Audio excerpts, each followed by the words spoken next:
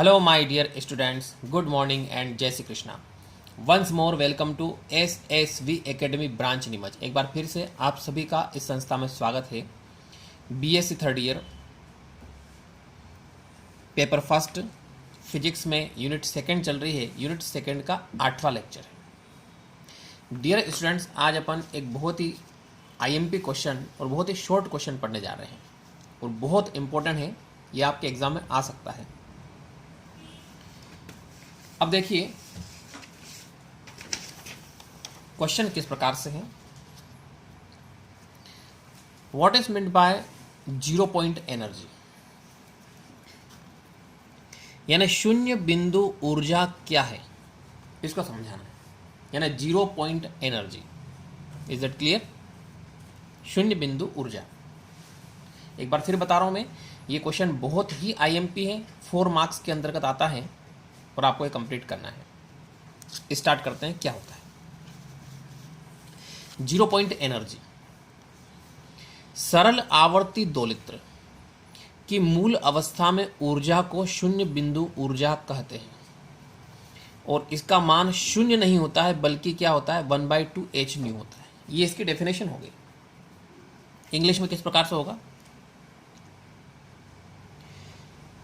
Simple harmonic oscillator की ground state में energy को जीरो पॉइंट एनर्जी कहा जाता है और इसकी जो वैल्यू होती है वो कभी भी जीरो नहीं होती है बल्कि इसकी एक फिक्स्ड वैल्यू होती है 1/2 h new. h Planck constant हो गया है और न्यू क्या हो गया? फोटॉन की आवृत्ति हो गई. ये प्रकाश की आवृत्ति हो गई. क्लियर? कुल मिला के नाम तो है शून्य बिंदु ऊर्जा, लेकिन इसका मान शून्य नहीं होता है. ये ध्यान रखना है. इसका मान शून्य नहीं होता. ये शब्द इसमें छूट गया है. ठीक है, तो शून्य बिंदु ऊर्जा है लेकिन इसका मान शून्य नहीं होता बल्कि क्या होता है 1/2 h न्यू होता है. अब इसके बाद दो अलग अलग अपन जानते हैं. क्वांटम मैकेनिक्स होती है, एक क्लासिकल मैकेनिक्स होती है. क्वांटम मैकेनिक्स यानी क्वांटम यांत्रिकी, जो कि किस अवधारणा पर आधारित है? श्रोडिंगर की अवधारणा पर आधारित है.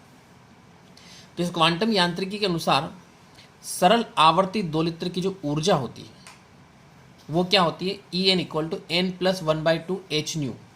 ये पिछले क्वेश्चन में अपन पढ़ चुके हैं. सिंपल हार्मोनिक ऑस्किलेटर के लिए एनर्जी का फार्मूला अपनों ने निकाला था.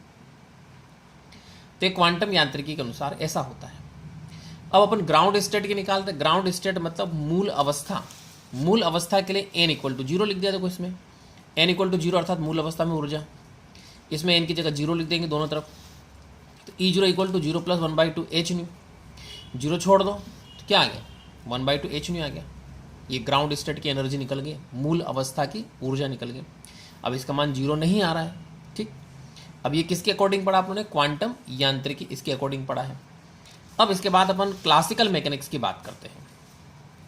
क्लासिकल मैकेनिक्स को कहा जाता है चिर सम्मत यांत्रिकी. क्लियर?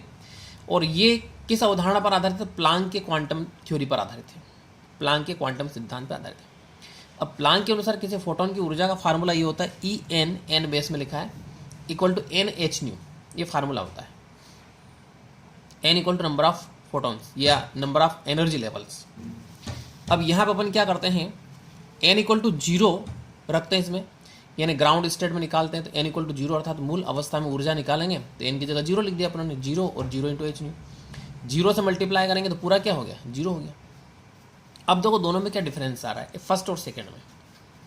दोनों में डिफरेंस ये आ रहा है कि क्लासिकल मैकेनिक्स यानी चिर सम्मत यांत्रिकी के अनुसार ग्राउंड स्टेट यानी मूल अवस्था में ऊर्जा शून्य होती है. ऊर्जा का मान क्या होता है? शून्य होता है. किंतु वहीं पर क्वांटम मैकेनिक्स कहता है कि नहीं, ऊर्जा का मान शून्य नहीं होता है बल्कि एक फिक्स्ड वैल्यू होती है. कितनी वैल्यू होती है? 1/2 h न्यू होती है. मतलब इन दोनों की विचारधारा में थोड़ा बहुत डिफरेंस है. ठीक, अब वास्तव में शून्य बिंदु ऊर्जा इतनी होती कि नहीं होती 1/2 h न्यू, ये कैसे पता चले? तो इसका प्रैक्टिकली प्रमाण किया गया, इसका पुष्टि की गई प्रायोगिक रूप से. तो शून्य बिंदु ऊर्जा की जो अवधारणा है, यानी इसकी जो जीरो पॉइंट एनर्जी की जो हाइपोथेसिस है वो हाइजेनबर्ग के अनिश्चितता सिद्धांत से मेल खाती है. यानी जो हाइजेनबर्ग का अनसर्टेनिटी प्रिंसिपल जो था वो सिद्धांत इस सिद्धांत से मेच खाता है। दोनों की उदाहरण सेम मिलती है। अब इसके अस्तित्व की प्रायोगिक पुष्टि भी की जा चुकी है, यानी ये जो 1/2 h न्यू ऊर्जा होती है इसकी प्रायोगिक पुष्टि भी की जा चुकी है। तो डियर स्टूडेंट्स, बहुत ही छोटा क्वेश्चन था, बहुत ही आईएमपी है, और एक बार फिर बता रहा हूँ कि ये क्वेश्चन आपको याद करना है क्योंकि बहुत इंपॉर्टेंट है, आ सकता है एग्जाम में। ठीक है, तो वीडियोज़ आपको कैसे लगी कमेंट जरूर करिए, एंड थैंक्स।